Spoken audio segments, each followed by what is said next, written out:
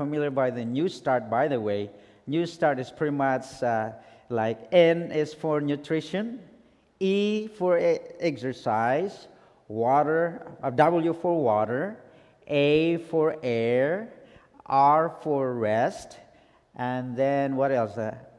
New Start, S sunlight, and then T for temperance, A for air, and then R for rest, and T for trust in God.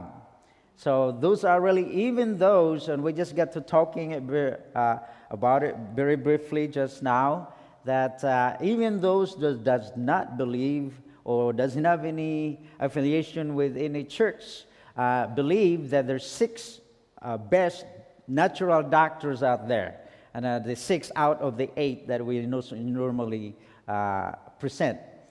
And that is, of course, the nutrition, exercise, water, sunshine, and all of that. So tonight we are going to, or before we go into it, we will have a review once again. And my prayer really is that we were able to do it in sequentially, that we talk about, of course, the first night, our body is wonderfully made. We only have one, and we have to take care of this body. And this body is actually this is still the original design God created us with. Sadly, just of how long is it going to live, that has changed because of sin. But still the same design that God, and I believe God is not going to make any changes. The way it is designed is that it's just going to be replaced with the immortal body, and when He comes back the second time. But what I just wanted really to share with the participants is that appreciate your body. You know, this is special. You are special. When you came into this world, as if you're the only person.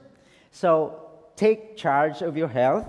Do not entrust your health with anybody else, even your doctor. Okay, you are still in charge.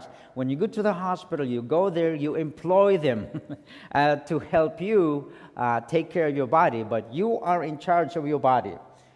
And then, with that perfect body, perfect design, God also designed a perfect fuel to energize this body. And we know that as whole foods, plant-based. And I really wanted to emphasize whole foods, okay?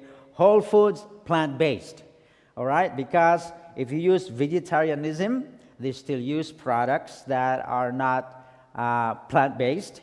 And if those that claim to be vegans, they use plant-based products, but they use highly processed foods, okay? So a lot of people would still say, how come I have a friend, I have a relative, he is vegetarian, she's vegetarian, or she's vegan, she still got chronic disease. She still died of heart attack, still died of cancer. Well, I have an idea, a good idea why. They're not eating whole foods, plant-based. Because I tell you why you get a heart attack or cancer if you are vegetarian or you're vegan. Highly processed foods feeds cancer cells. And especially if you use oil throws off the balance between omega-3 and omega-6. Okay? The ratio is really imbalanced. So that would cause a lot of problem. All right? It would still wake up your cancer cells. Highly processed foods wake up cancer cells.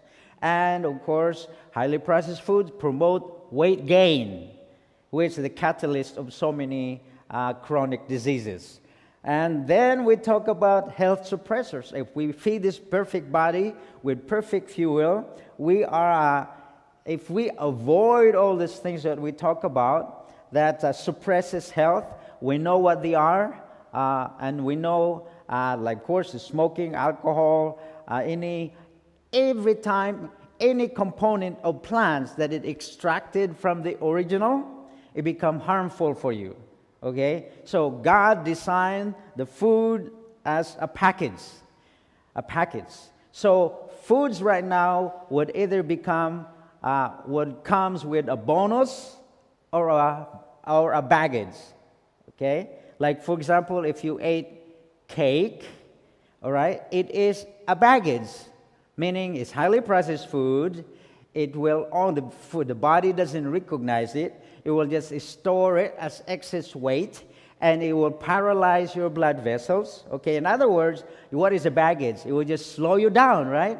It is static or acidic food, all right?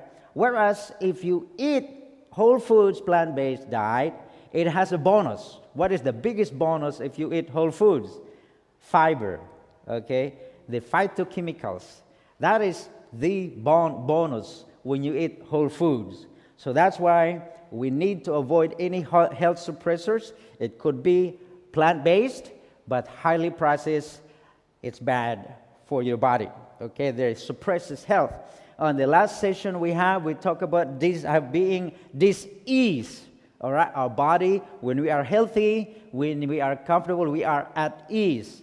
And then if we feed our body with any of the health suppressors, our body will become dis-ease. Okay, so especially the biggest killer among the diseases are the chronic diseases, totally preventable and reversible. Sadly, a lot of patients who would come to our clinic, when I ask them what type of medication they are taking, they said, they would pull out this bag of medication, and I would ask them how long you've been taking them. And they would say, maybe 15, 20 years. I said, what are they for then? So, my doctor told me that I will be taking this for life. And they would be very, very surprised if I tell them, what if I share you some information that actually you can slow the progress or reverse the process, or actually you could be healed? And they go, what do you need to do? What do I need to take? I said, you don't even have to take anything. I told them, you eat, right? Yes. You buy foods, right? Yes. Then you can do something about it. Just buy the right kind of food. All right? It is a matter of what you put into your mouth, okay? So we talk about acute, chronic, and also the stress that overloads the body. The symptoms, please don't silence the symptoms. Listen to your body. Symptoms is the body's way of saying something's wrong's going on. Don't silence it. Listen to it. And ask your doctor, hey, what's causing this? All right? Because most of the medications prescribed today, it is to mask the symptoms. Okay? If you have pain, for example, pain is your friend. It's just the body saying, please don't use this part of your body. Okay? Give me time to heal. A lot of people have back pain, and say, praise God for pain medication. Now I can work. And what's going on? Instead of the body healing it, you keep working because you can feel the pain. If your disc, intervertebral disc is also already damaged, it's just getting worse and worse because you don't feel the pain anymore. Okay, don't silence the pain. And we talk about pharmaceutical drugs. Question? Yeah, question for the Rizzo about the symptoms. I know a lot of physicians, a lot of times, a lot of healthcare articles they recommend taking aspirin. Like once a day. Any thoughts about that? Because I know aspirin is kind of like a blood thinner. But it also produces a lot of aches and pains. And some doctors, some surveys even say take one aspirin a day to alleviate, some of the issues that may feel body-wise. Okay. So aspirin, they usually prescribe it to thin as a blood thinner, and of course it's like what you say, aches and pains. Now, especially for those that are having symptoms or leading towards having heart disease, the doctor would prescribe those to thin the blood. But think about this. Plant foods, especially the vegetables, the dark greens, they have nitric oxide that thins the blood. So what does usually the doctor say? if they prescribe you some blood thinners, what do they tell you? Don't eat dark greens. You know why? Because it works the same exact thing, and there's no side effect. Isn't that very sad? Okay. Again, what is aspirin? Aspirin. What does the aspirin has? A bonus or a baggage? A baggage. You know why? Because it is bad for your stomach lining. Okay, it will cause ulcer. All right, and then aspirin is a chemical. Okay, processed chemical that you take in. So there's a baggage. Whereas if you eat dark greens, what do you have? A bonus or a baggage? A bonus. What is the bonus? The fiber. See that? That is again the conventional mentality, is that they would rather have you spend money to buy that aspirin, whereas you eat anyway. You go to the grocery store, you buy your greens, you have it. All right? You have a bonus. You have the fiber. So with me, I would not take it myself, because I know that by experience, I know that my blood is consistent enough the way God has designed it. I really believe that, because before because all our health depends on the health of our blood vessels. Just like think about it, the food supply or the business materials in a country depend on their highway system, how they were delivered. So the same thing with our blood vessels. Blood vessels, all the nutrients are delivered through our blood vessels, through the network of vessels, was how long again? How long? If you connect all your blood vessels, how long? Over 60,000, yes. 60,000 miles of blood vessels. That's where all the nutrients of our body was delivered for every cell in our body. Okay, so we talk about that one. So tonight, hopefully we'll learn something more. I know you have an idea, you have ideas as far as exercise is concerned. I always, we talk about body in motion, all right? And hopefully we'll learn something tonight. I created this triangle right here, triangle of health. We've been talking about the main part of this, the foundation of this triangle is optimal nutrition.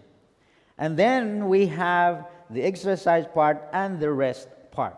The biggest bulk on this one of the health is the foundation, optimal nutrition. Now, if I put some percentage on this, I would probably say that 80% on the bottom and 10% on the other two sides. Okay, if I put that number, that's not accurate. I'm just giving out that number because sadly the body takes so much abuse. And Paul himself said in Romans 7:19, I do not do the good I want to do, but the evil I do not want to do, this I keep on doing. Isn't it amazing that our body can take so much abuse and we still, and actually it can turn around, it can reverse the process if it's suffering or some, and let me share this with you. You cannot out-exercise a bad diet. How many times you hear people saying, take out a piece of cake, oh, I'm just going to run tomorrow. A piece of cake, or maybe I'll run like extra more miles so I just can eat this piece of cake. Now, brothers and sisters, you cannot out-exercise a bad diet. Now, unlike a car, when you put gasoline in a car, it'll go to the firing chamber, it burns the gas and comes out. The food that you put in your mouth is different. It gets processed, it gets assimilated into your tissues and every single cell, and it would either promote health or promote disease. So, if you eat that piece of cake, what happened to your body? It paralyzes your blood vessel. It will interfere the circulation. It would create inflammation in your body. Okay, your body is inflamed. You know what inflammation is? You got a cut, it inflames, right? That means it's not normal physiology. It's not normal functioning of the body. So, in other words, if you eat that piece of cake, the damage has been done.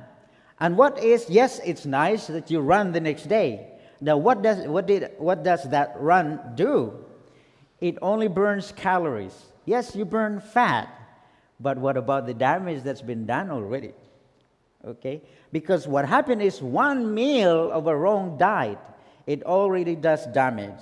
And see what happened. Think about this one. This is what we're doing to our body. I talk about abusing the body. Okay? Like the chronic diseases, the heart disease, the diabetes, hypertension, high cholesterol, all of that. These are chronic diseases that's not supposed to happen. But think about this. A lot of people, this is what they're doing to their lives, their physical health. Having these chronic diseases is just like you pick up yourself a hammer and you hit yourself with it. Okay? Hit yourself with it. So every time you eat the wrong kind of food, you hit yourself with it. You hit yourself with it. And some people would say, oh, it's okay to eat this food. Just do it in moderation. Okay? Now you have to realize that you have to abstain on the wrong food and moderation in eating the right food. So what happened is, that hammer you keep punishing yourself. Do you have to? Do you have to really hit yourself? Can you eat healthy food instead of that unhealthy one? You can. It's a matter of choice. It's a matter of choice. You don't have to keep hitting yourself. This is what happened. You hit yourself with a hammer, the body gets inflamed, right? Okay? And it tried to recover. And then the pain would subside. Okay? You eat that breakfast, you hit yourself with a hammer. Okay? And then, by the time that the inflammation has subsided a little bit, after 4 hours, you hit yourself again, poof, by eating the wrong kind of food. And you do that 3 times a day. I guess the illustration I'm just trying to say is that you don't have to punish your body. It's your choice. Eat the right kind. That's why this program is simply an awareness program. You are still in charge of your body. If only I can make you. If only I can make you to eat the same way I do. But I can't. Okay, I'm only in charge of my body. And that is what is that? I'm like, if only, That's why that you'd eat the same way that I can eat. And then you don't have to complain of having headaches, okay? And your blood sugar is still high, your blood pressure is high, because I've been through it. I know this works. And I can tell you because I've been doing this. I've been studying since I started in 2008. And I've been immersed with myself with all the knowledge that I can get out there. And I know what would happen to your body if you keep doing what you're doing right now. I just know. Because we have the same biology. Okay, the genetic expression may have been changed, may have been altered, because the way your parents been eating, some of your gene expressions has been changed, and you have inherited that. But I shared with you that genes load the gun, but lifestyle pulls the trigger. All right? So it doesn't mean that if your parents has diabetes, it doesn't mean that automatically, it doesn't matter what you do, you will get diabetes. No. If you're doing exactly what your parents were doing, then you get same exact diseases that they're having. Okay? That means you cannot out-exercise. Have you heard of the show, what's the title of that one? Biggest Loser? Biggest Loser? You know Bob Harper there, the guy? You know what happened to him, right? He's got a massive heart attack, okay? So what happened is, in 2007, his cholesterol is really high. So he's concerned. He talked to his doctor. And then he went into changing his diet. He became vegan. And his cholesterol went down, 100 or below. And was happy with it. And he even became advocate for, he promote vegetarianism and veganism. But then, in 2011, he quit being vegan. He said his body, while he is vegan, while he was being a vegan, he still cheats. He wasn't really serious about it. He would still eat something that vegans are not supposed to be eating. And finally, in 2011, he declared to the world, because he's got a lot of fans, saying that he just cannot get enough protein for his body, being a vegan. And this is in 2011. And sure enough, February this year, massive heart attack. He was comatose for 2 days. Good thing that they were able to perform CPR. There was a couple of doctors working out with him at the gym. He was able to rush him to the hospital, perform CPR on him. So he's still here. So right now, he said he's still recovering, and he strictly follow his doctor's advice. Okay, yeah, there's so many doctors out there. They're saying, like, if you want to know about health, don't ask your doctor, because they have different training. Okay, they're focused on training. Their training is only a few hours of nutrition in medical school. Okay, so if you want to know about health, don't ask your doctor. And I know this is recorded, and I am very bold on this one because it's not my own word anyway. I just quoted several other MDs, doctors, saying that doctors is really the wrong group of people to ask about health, because their emphasis is not on that one.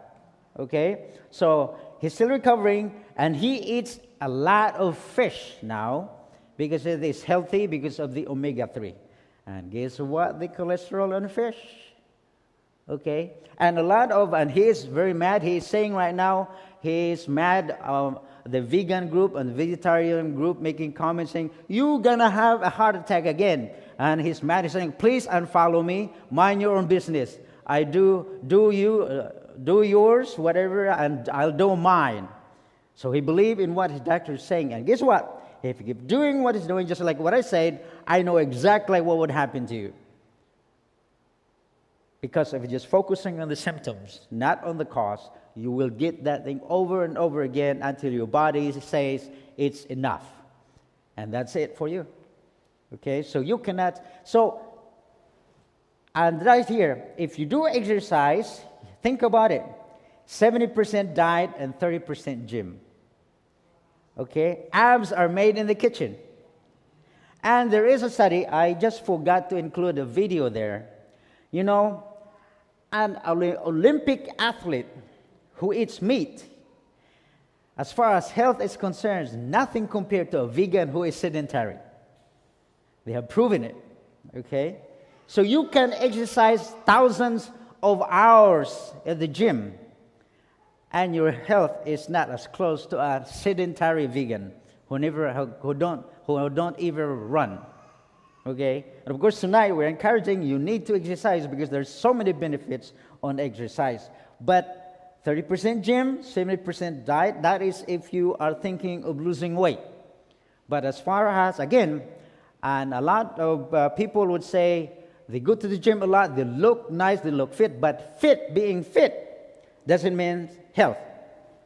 You would look fit in the outside, you have nice muscle, nice abs, but your artery is terrible. How many times you heard some athletes just dying of a heart attack? Okay? Because your health really depends on the health of your arteries, your endothelium, the lining. Oh, I just put that in there. For every pound of fat, you have to burn 3,500 calories. Okay, 3,500 calories that you need to burn. You have to realize that if you're taking in 2,000 calories a day, you only need to burn through exercise 30% of it, because 70% is burned by called thermogenesis, meaning whatever your body's function inside, the digestion, the heart pumping, and the lungs, breathing, all of that. Even by you sleeping, you are burning calories. There's something that you have that factory going on inside. So 70% of the calories that you eat is consumed by the body, only 30%. If you wanted to lose weight or to maintain weight, you only need to burn 30% of that calories. Okay, that means usually if you run a mile, you burn 90 calories.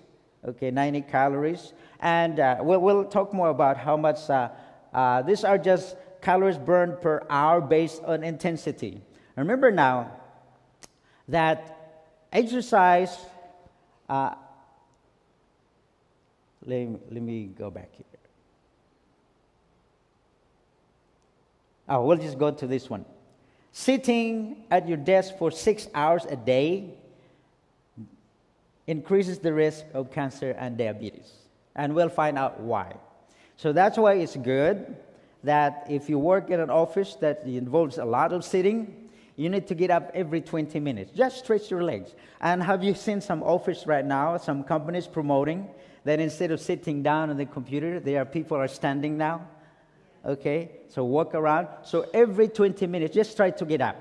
Just promote that circulation. Just go do some stretching, okay? Just get the circulation going. So every 20 minutes, you get up. So 6 hours, they have proven this one. People who spend more than 6 hours sitting each day are at higher risk of cancer, heart disease, and diabetes. Okay. I like this quote right here. This is from Upward Look, page 146. It says, temperate, persevering, steady labor will achieve far more than can be accomplished by spasmodic efforts. Meaning once is spasmodic, once in a while. Every bone of the body, every feature of his countenance, every muscle of his limbs evinces the fact that man was made for activity, not for idleness. God created us with joints, so we have to move around. Okay. Otherwise, if he created us to be sedentary, he didn't give us any joints, and we can just walk like this. Okay, and then lie down and go to sleep. All right. God created us to be active. God to be active, and in activity. So.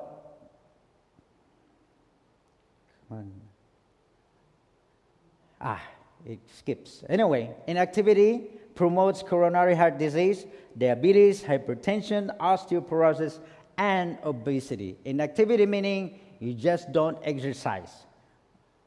And 2 million people. Look at this one. If you look at them, this is an old data, in 2009 data. I can't find a new one. Smoking is number one, number two, high blood pressure, overweight, obesity. These are the physical inactivity is the fourth leading cause of preventable deaths in the U.S. Number four, people just do not exercise.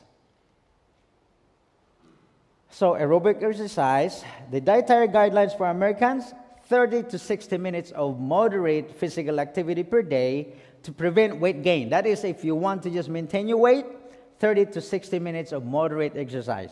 If you want to lose weight, 60 to 90 minutes to sustain weight loss, to sustain that one, okay?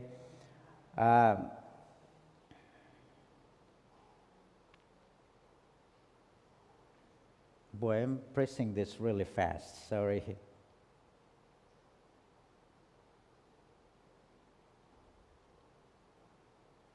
Okay. So aerobic exercise combined with weight training increase fitness for all aspects of life. You know what are aerobic exercise, right? Aerobics means that you're burning oxygen. An example of them is what? Running, cycling, tennis, and like that. And there's also anaerobic exercise. What are they? What type of exercise? You don't burn oxygen, but you just building muscle. There's a weight training. You do weight training. That's the So again, 30 to 60 minutes of moderate exercise.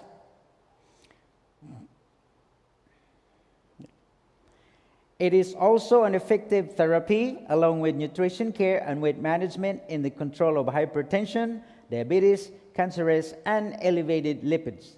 All chronic diseases can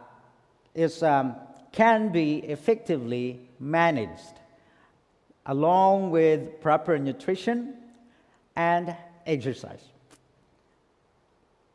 So these are the activity pyramid. If you've never exercised before, you want to start slow. You can go down on the right here. You can just simply walk your dog, or or you play golf, go bowling, as long as you move around, or park your car farther away. And you know how it is when we go to the commissary or the exchange, we always look for the ones closest to the door.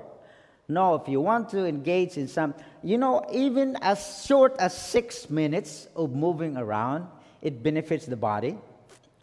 As short as 6 minutes. So, next time, park your car away from the door. And if you can walk for 10 minutes, it'll be great.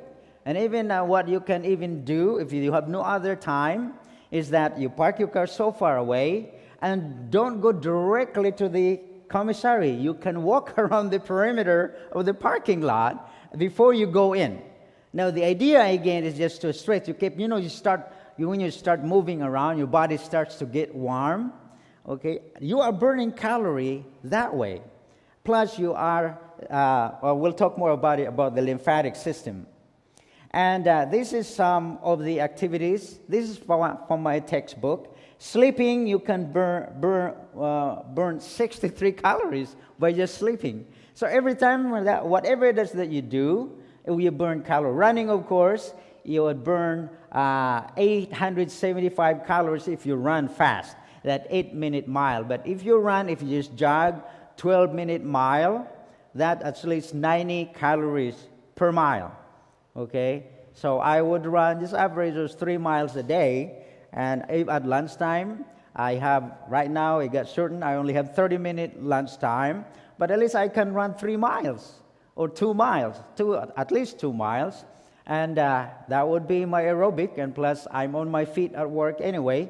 That's why it's good to wear, have you heard of Fitbit, or some watch, like they have the iWatch, I have a Samsung Gear, and it would just measure your steps.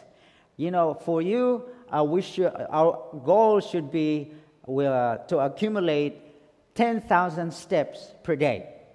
10,000 steps per day. So if your goal is 10,000 steps, if you run, for example, accumulate it, and then you walk at your work, if you walk a lot, it would accumulate it. And before you go to sleep tonight, if you still did not make it to 10,000 steps, then before you go to sleep, you go ahead, accumulate or add more steps into that one. And then that would be equivalent to 5 miles. Okay, because 2,000 steps per mile. Exercise, moderate, we talk about this. Just the goal, again, is 30 minutes. Just 30 minutes provide us 60 minutes for moderate to vigorous physical activity, and 150 minutes for the week. So if you exercise only 30 minutes a day, do it for 5 days, you have 150 minutes. And that'll be good enough. Then give yourself a break. My longest run is usually on a Sunday because I don't have to rush to work. And then I would alternate it. I do run on Sunday, Tuesday, Thursday, and then I would do weight training on Monday, Wednesday, and Friday. So whatever it is that you feel like doing, you can play tennis after work or go to the, and I wish I could go to this gym every day. This is a beautiful gym, the Gunner's Gym.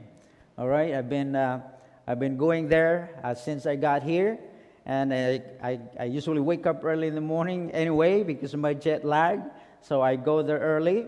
So just work around in your schedule.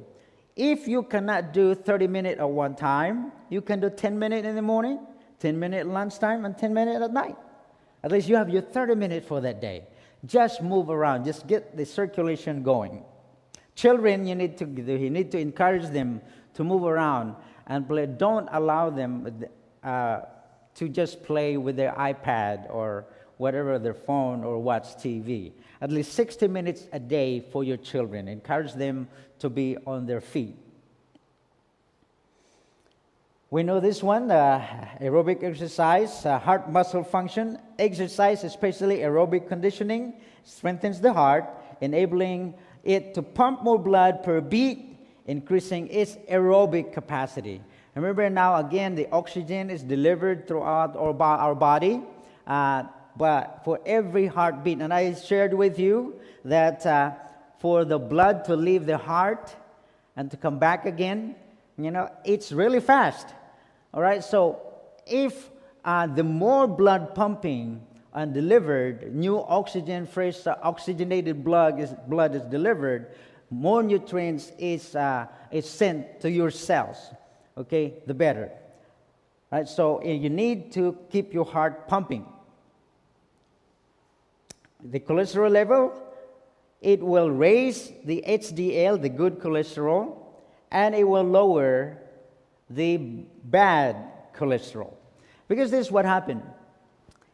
The LDL, the bad cholesterol, they're the one who has, how do you explain it? They scatter, the LDL, or the bad cholesterol, that gets distributed throughout your body, and the HDL is the one who collects them and bring it back to the liver for repair.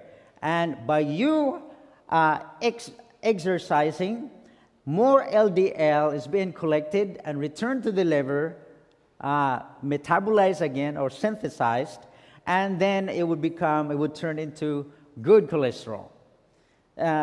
So the more you exercise, the more the blood pumping, the more of this LDL, the LDL level will go down in number, and the HDL will go up. So whatever you have in your body, just like what I shared with you last week, that somebody asked about detoxification, saying just stop eating the wrong food and just start eating the right kind of food, and your body will perform its miracle. Now, if what you already have inside, the only way to clean your body, for the body to clean it, is through exercise. It will be it would clean up. I'll talk more about it when the lymphatic system. The lymphatic system doesn't have a pump. And the interstitial waste in your cells, the cells would secrete waste products. It is collected by the lymphatic system.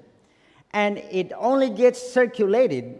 It will be dumped into your thoracic duct for cleansing. Otherwise, if you don't move, your waste product will stay inside your body. So whatever you have in your body, the only way to clean your body up is to move around. Exercise also enhances the circulatory system, increase the oxygen carrying capacity of the blood. And it is also one of the most effective non-drug treatments, especially for those with stage 1 hypertension. It helps your blood pressure, and even those with higher BP. For diabetes, regular, moderate, and that's why I talk to a lot of my clients that diet is only one component in controlling your diabetes. You really need to eat correctly, whole foods, plant-based. You need to regularly exercise, and you need to rest. And we'll talk more about rest on tonight. So if you're just eating correctly, you cannot it really doesn't guarantee that your diabetes will be controlled or be reversed if you're not exercising, because you really need to clean your body up. So exercise improves the action of a person's naturally produced insulin by increasing the number of insulin receptor sites, area where insulin may be carried into cell. So by you moving around, you're active, you have a lot of oxygen circulating throughout your body, it would actually increase the number of insulin receptor sites.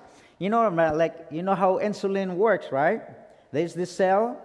When sugar is floating in your system, the pancreas would produce insulin. Insulin is the one who would open the cell so that the glucose or sugar will go inside. All right?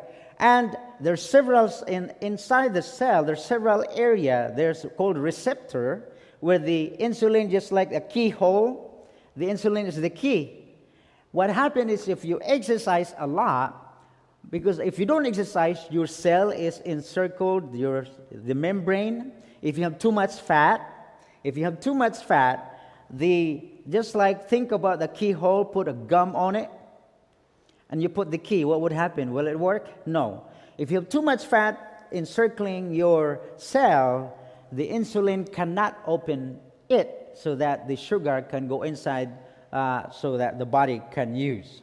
So if you exercise, you burn the fat around the cell, and that's why it will increase the number of insulin receptor sites. There are several sites that the insulin can, just like there are several keyholes that the insulin can open the cell so that the sugar can go inside the cell. It's proven, we know this, exercise is extremely beneficial in weight management because what? Helps to regulate appetite, increase the basal metabolic rate, it reduces the genetic fat deposit set point level. That's what the Biggest Loser program does. They really focus on exercise, really intense exercise. Now that's why, brothers and sisters, you only need to exercise depending on your the demand of your work. If you are not going to pick up heavy stuff for your work, you don't need to build your muscle that much. Or because the more exercise that you do, it will become bad for you as well. Because every time we move, we create a lot of free radicals. You know that runners, long distance runners, after the run, their immune system would go down and they get sick easily because the body is creating so much free radicals inside when you move. So especially marathon runners or those extreme athletes, it's bad for the body. It's not good for your health. It's good for the competition, but it's not good for the health. Because you only need to exercise depending on how much your work demands. And so you can meet the demand of your work, you exercise only up to that level. And of course the recommendation, 30 to 60 minutes a day. But otherwise, you don't need to engage into really heavy exercising. Well, I've run marathon myself. I enjoyed it, but it's not really the healthiest. It's just good. You can just say, oh, I have run the LA of the marathon, the San Diego marathon, I have the Las Vegas marathon. And okay, so what have you accomplished? Okay, health-wise. It's good. You just show that you have that endurance. But you don't even need to train that hard. Because I would wake up at 4, I would run, I just keep running, and I become addicted to it. Because I just want to feel that high, and we'll talk more about that later. So, as far as weight management, the best way to burn fat is slow, lower intensity aerobic exercise like walking, jogging, swimming, and light cycling. That is where you can best burn fat. You don't have to go intense exercise. All right. Besides, if you are carrying too much fat anyway, you cannot really engage in extreme intense exercise. So walking, swimming is the best way to burn fat.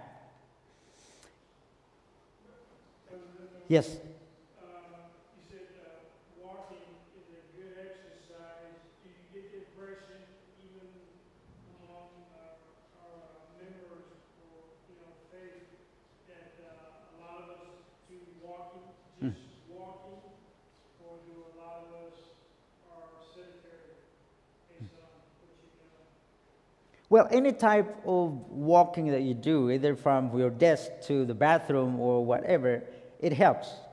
Okay, and instead of you sitting straight, the sedentary, it helps. So that's why it's good to measure, to wear something, pedometer, just to measure your movement. And even this type of watch, it would even tell you how many hours you sleep because it measures your movement.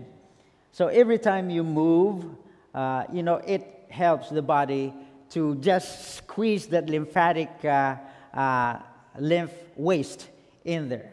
So I'm sorry, what's that? Was that your question? Yeah, again, as simple as walking sound to do, Mm-hmm. and I know we do it, we all do walking in some shape or form, Mm-hmm.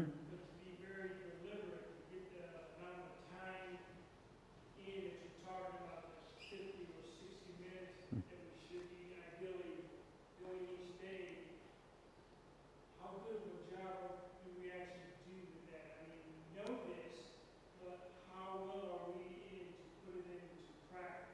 Just deliberate. Yeah. The continuous exercise is better than a sporadic or just fragmented 10-minute walk, for example. So as much as possible, aim to really just focus on exercising that 30-minute. But if nothing else, it's good to have those. That's why it's good to measure them, that your work, when you walk around at work, then that you can count that one as your exercise. But as much as possible, if you can find time, like with me, I walk a lot at work, but I would still really just find time to concentrate on exercising straight for 30 minutes. So but it helps. It helps at your work when you walk around. Okay, let me see. Stress management produced in a...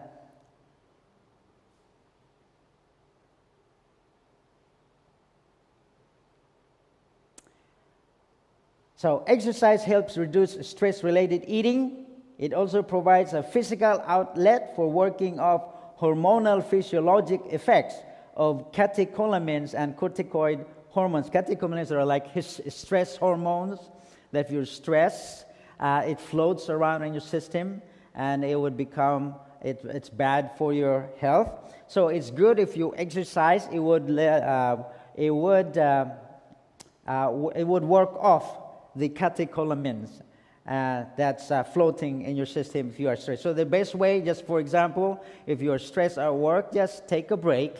We're allowed to take 10-minute break in the morning, 10-minute at night, in the evening, in the afternoon, right? So just walk off. If you're starting to feel really stressed at work, just walk away from your desk and just walk around, and it would help to work off these hormonal effects.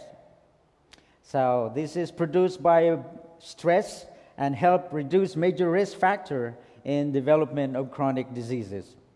Also, of course, when you do weight-bearing exercise, it would help. The more stress that you apply to your bones, the stronger it gets.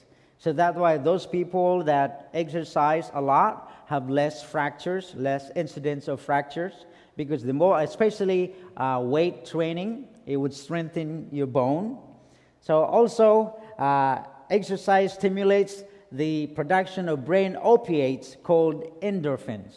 It would make you feel good. That's why after you run, after you get good exercise, how do you feel? It feels really good. It feels really good because you have that kind of high. Just like what I told you, that when I started running, training for the marathon, I have that high. My body's like, can't wait. So I'd wake up early in the morning and start running, and the marathon, full marathon is 24.1 miles. And during training, if you can already run straight for 18 miles, then you're ready for the 24 miles. Oh no, it's 26, right? Have you run marathons? It's 26, is it? 26.2. Yeah, if you can run straight for 18 miles, then you're ready for the marathon. So you have that high. So you feel good, and if your body used to going to the gym, your body would actually have that schedule, will adapt to your schedule. And like I run long on Sundays, and then shorter on Tuesdays and Wednesdays, and Thursdays, and then I go to do my weights on Monday, Wednesday, Friday. Your body would actually look forward to it. And if you don't do it, you are uneasy. You don't, just something's missing. And these are the types of exercise. Aerobic exercise, we talk about this, swimming, running, jogging. Also, we have resistance exercise, the weight training, weight-bearing exercise, good for the bones. And this is what I told you about the lymphatic system. Lymphatic system includes lymph vessels, nodes, tonsils, adenoids, appendix, all of this, spleen, and the thymus. They provide much of the body's immune defense. Lymph vessels carry interstitial fluid and all types of toxins and waste from tissues and organs to the subclavian veins. So as soon as you move, it gets squeezed and it will be dumped into the subclavian veins so that it will be circulated out filtered through your kidney and where the fluid enters the bloodstreams.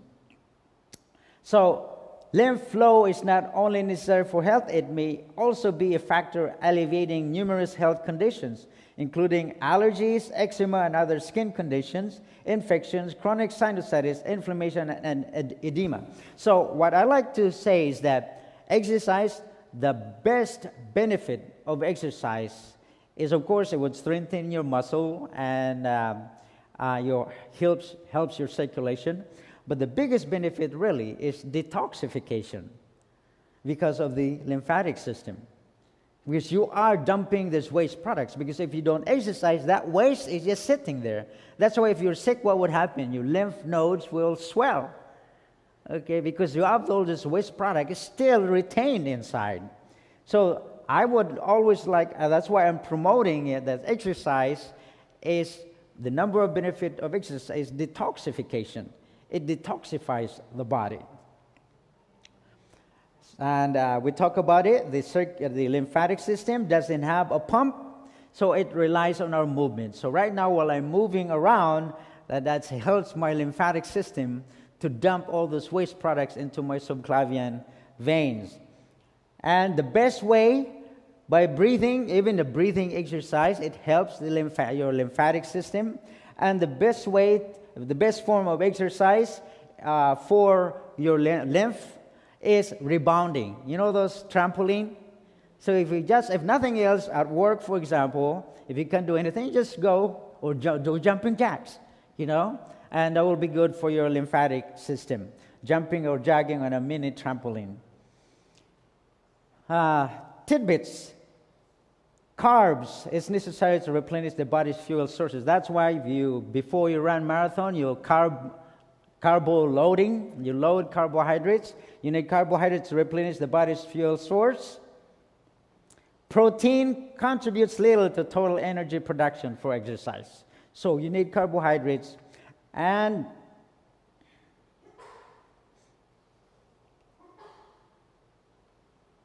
so the body's ability to burn fat as fuel depends on the level of fitness. The higher the body's efficiency in using oxygen, the more fatty acids will contribute to the energy supply. And what I really like to point out is that exercise does not require an increased intake of protein, vitamins, or minerals. If you're already eating a normal healthy diet, please avoid drinking those concentrated protein. If you spell it, there's a lot of people that are trying to build muscle. They drink the supplements. Avoid those. If you're eating a healthy, normal diet, that's what your body needs for your exercise. You don't need to go into a special diet if you engage in some type of exercise. If you eat a healthy, normal, whole foods, plant-based diet, then you have enough energy to engage in many types of exercise. Drinking water. Okay, you need a lot of water, and your normal body weight, divide that in half in ounces. Like, for example, if 150 pounds, you divide that in half, that is 75 ounces of water. Divide that into 8 ounces, that's how many glasses of water. Now, if you exercise, you need to drink more. Do not rely on being thirsty to drink.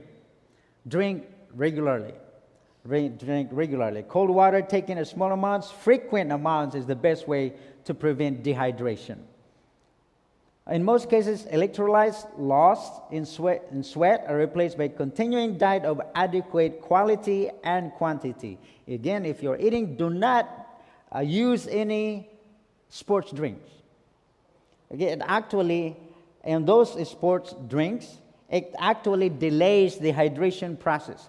Because water has no calories, right? So if you drink water in 20 minutes, it's already absorbed okay? If you drink sports drink, it has calories in them. So the body would try to break down the calories first before it gets absorbed. So in most cases, just avoid electrolyte solutions, which usually have sugar added in them, and it will delay its emptying from the stomach and thus delay rehydration. So avoid some sports drink. Avoid sports drinks. And the advice is we should exercise to be healthy, not to look good. To look good, to be fit outside is just one benefit. By the way, that's my son right there. He's trying to look like The Rock. Look at it. Now his arms right now is bigger than my thigh. I said, no, that's not healthy anymore. Okay, if you want to exercise, just exercise so that it would meet the demand of your daily activities. Let's quickly, I'll spend 10 more minutes. 10 more minutes. Rest. Vitamin R1, they call this one. Short-term and long-term sleep deprivation can affect resistance to disease. Losing even 3 hours of sleep on a given night can cut in half the effectiveness of your immune system. So you need to sleep. They call this vitamin R. They call it vitamin R. Because there's so many things going on inside your body.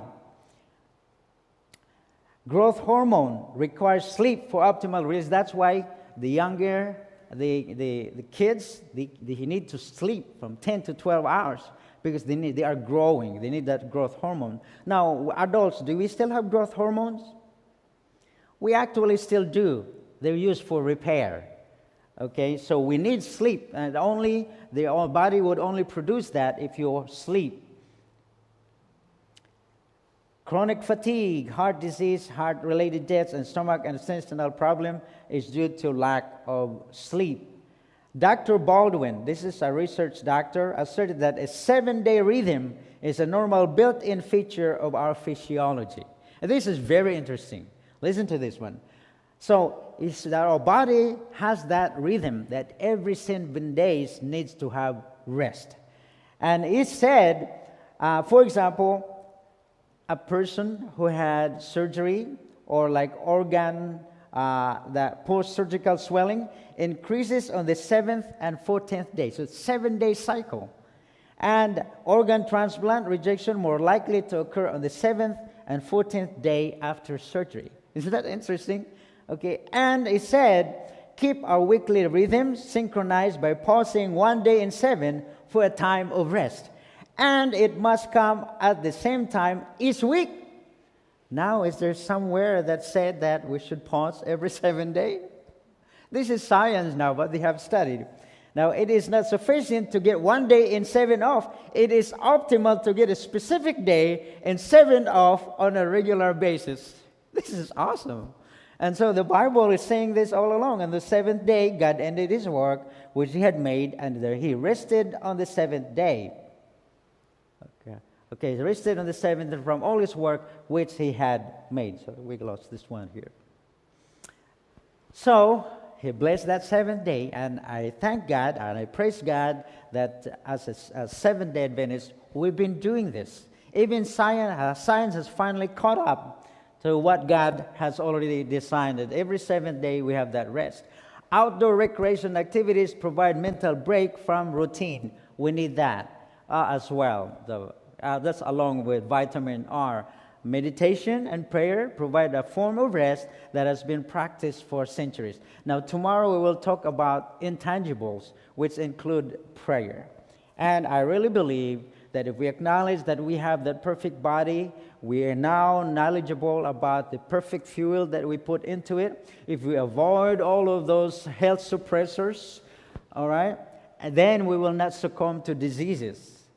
And if we will engage in regular physical exercise, it detoxifies the body, and you can achieve the optimum health. And the Bible said that physical training is of some value. but godliness has value for all things. That's why we talk more about tomorrow. That's why I said 80% nutrition, 10% exercise, 10% rest to achieve that the triangle of health. The Bible also said that I pray that you may prosper in all things and be in health, just as your soul prospers. So that is that's what we talk about tonight. Body in motion. We need to engage in physical activity. But the very thing that I wanted to remember is that you cannot out-exercise a bad diet. Meaning, if you really want to be healthy, you have to start with the proper diet. And the proper diet, the perfect prescription that God has given us, is whole foods, plant-based diet. Again, the emphasis is whole foods. Even if you don't exercise, if you eat correctly, the body will try to get rid of the excess weight that it doesn't need. Right? So, for example, to determine how much you're supposed to weigh, I already mentioned this one. For female at 5 foot, the ideal weight is 100 pounds. And then each additional inch, you add 5 pounds. So if you are 5'2", that means your ideal weight is what? 110. Now you add 10 pounds if you are medium built, and another 10 pounds if you are large frame. But that's the ideal weight. For male, at 5 foot, the ideal weight is 106 pounds. And then you add 6 additional pounds for each inch over 5 foot. All right, so at 5'4", like me, 5'4", I'm supposed to weigh how much? 124. Small frame, medium frame is at that one, 134, and you can weigh up to 144 if you are large frame. So I believe that I'm medium built, so my weight is right there. Okay. So, and again, as far as weight management, the healthy weight loss should be just 2 pounds per week. Don't get excited if you lose more than that one, because it would just almost like create a vacuum and you suck the weight back in. You have to realize now, so what would you do is that if you are like, for example, 20 pounds overweight, you divide that in half, okay? And that's how many weeks. That, for example, 20 pounds overweight, divide that in half, that's 10. So to lose that 20 pounds, you need 10 weeks. The 10 weeks. So be patient, work in it. Don't even worry. This is what I want to do. If you really want to engage into weight loss, focus on whole foods, plant-based diet. And my wife, again, with me, it's just so easy, really.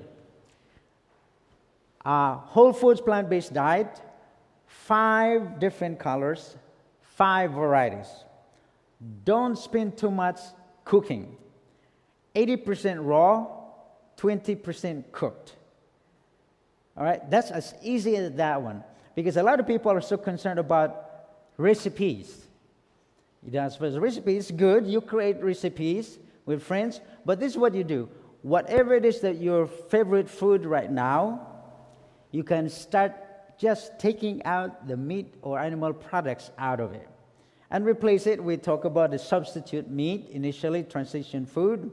But again, the focus is whole foods, plant-based, 5 colors, 5 different varieties, 80% raw, 20% cooked. If you engage in one as short as 10 days, you can start feeling the benefit. If you go engage really, if you go another, just try it. 10 days, try it.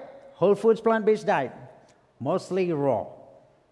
You'd feel good. Start feeling lighter just within 10 days. And then go try another 10 days. And if you can, make it into, it takes 21 days to build a habit. You know that, right? It takes 21 days to build a habit. So if you're able to do it in 3 weeks, most likely you'd be able to do it. And if you're done it consecutively, successfully in 30 days, then congratulations, you can do it. It can be done. All right? So don't make it so complicated. And tomorrow I will be giving you some websites, try to be here. And I'm going to share with you, it's a combination of 2 lectures tomorrow, but I'm going to share with you some websites where to go, and I'm going to try to teach you how to do research, because a lot of information out there in the internet now. But be very careful. So I'm going to teach you how to look at the website, whether it's legit or not, or questionable. And so I'm going to share that with you tomorrow. And those of you who wanted to have a copy of the PowerPoint presentation and some of my handouts and some of the recipes, bring a flash drive tomorrow, because I have a hard time printing at Marisa's computer. So tomorrow, bring a flash drive, and I can share with you all my PowerPoints and also some recipes and some articles and some videos even that could help you in your journey towards total health direction. So thank you so much. That's we have some food tasting tonight as well. Okay, so over there, and the sister here has brought most of the food. My wife brought a couple. Well, only one really. Okay, so that's what we're going to do. So we still have time for question? Yes, right? You mentioned earlier, Brother Rizzo, that we're not getting good sleep affects our eating habits. Can you explain that a little more? Yeah, again, it's just through our body has a rhythm. Like, for example, you're used to eating what time for breakfast. Your body actually prepare itself for that one, all right, and lunch. And then what happened is we should be, I share with you, we should be asleep 2 hours before midnight. The reason being is that your body does its repair between midnight and 4 o'clock. Okay, so if you are not eating, for example, regularly, okay, it tends to throw off your rhythm. And if you're not sleeping enough, because I ate, for example, it should be try to eat your dinner 4 hours before you go to sleep. So if you sleep at 10, what time are you supposed to eat your dinner? 6 o'clock, right? Because if you not sleep by 10, guess what happened? You'll be hungry, right? You feel hungry. So a lot of people would go for midnight snack or snack after 10, and there's no. So that's why it's a good idea to sleep right on time. And so this is what happened anyway. If you feel hungry after you eat dinner, before you go to sleep, just drink water. Because you know the part of your brain that controls hunger and thirst, they're very close. Sometimes if you feel hungry, you're actually just thirsty. So drink water, and your hunger may just go away. All right? So that's why a lot of people would eat more because they go snacking. Because if they're still awake by the hours that you're supposed to be asleep. All right? Yes?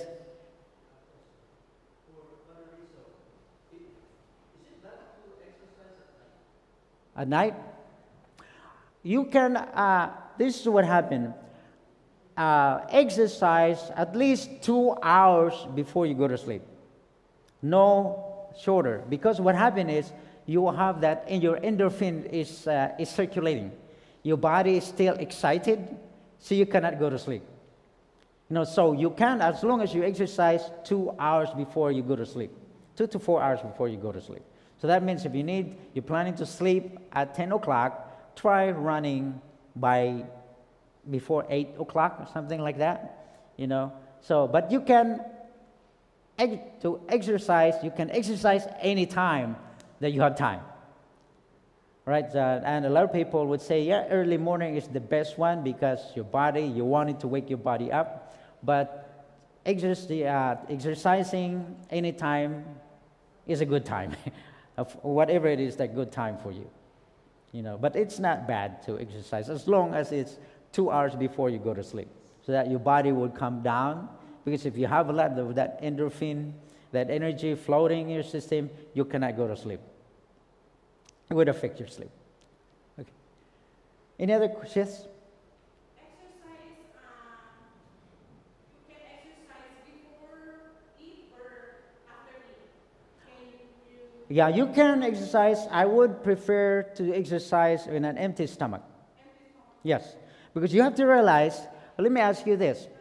If the energy, when you wake up in the morning, a lot of people said, oh, I'm hungry. I can't do anything because I'm hungry. That is what you call toxic hunger. It's not true hunger. Because how long does it take for the food to get digested and be absorbed? Usually 4 hours, right? That means the breakfast you're eating, that's not available for energy. The body cannot use it. The body will use the energy that you have when you wake up is the energy you got from the night before. So you can't exercise with an empty stomach. Okay, because you have energy, the energy is stored in your muscle. The ATPs, the adenosine triphosphate, the body broke it down, it's ready. So when you wake up in the morning, you have energy. You can run or you can whatever exercise you need to do. And then when you come back, then you can eat your breakfast. And if you have to, I would suggest that you exercise. If you have eaten already, you wait until maybe at least 2 hours so that your food is digested already. Because if you have full stomach and you go run, the stomach, after you eat, the stomach will spend a lot of energy to digest your food, and then you run. So you're dividing, so it will interfere with your digestion. You know. Did I answer your question? Okay, all right. Okay, anything else?